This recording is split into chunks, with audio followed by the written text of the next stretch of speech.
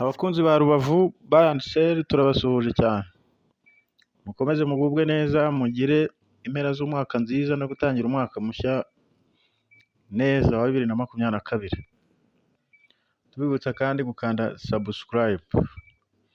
Uyu munsi rero Rubavu Bar and Sale twabazaniye parcelle nziza cyane igurishwa, parcelle nini ihereye kuri Petite Barriere i Rubavu, umujyi wa Rubavu, ahantu heza h'ubucuruzi kabisa.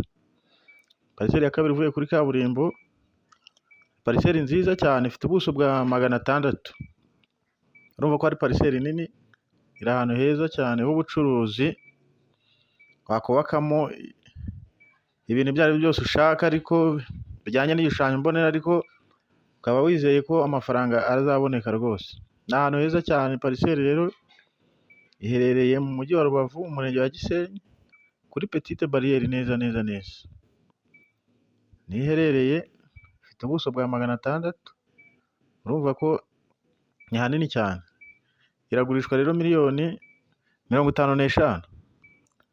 Iyi ni imari rwose ku bantu b'abashoramari bafite amafaranga. Hano ni ahantu heza cyane cyane, wabaza n'abahazi, kuhabona parcelle biba bigoye.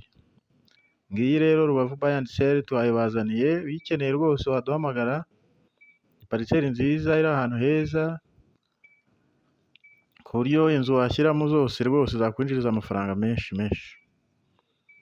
Ni karibu rero, waduhamagara kuri nimero zacu ugahaha iyi parcelle miliyoni 55 z'amanyarwanda rwose, nta handi. Iyi ni imari rwose, ufite amafaranga, ufite ubushake bwo kugura Rubavu, ni parcelle nziza cyane.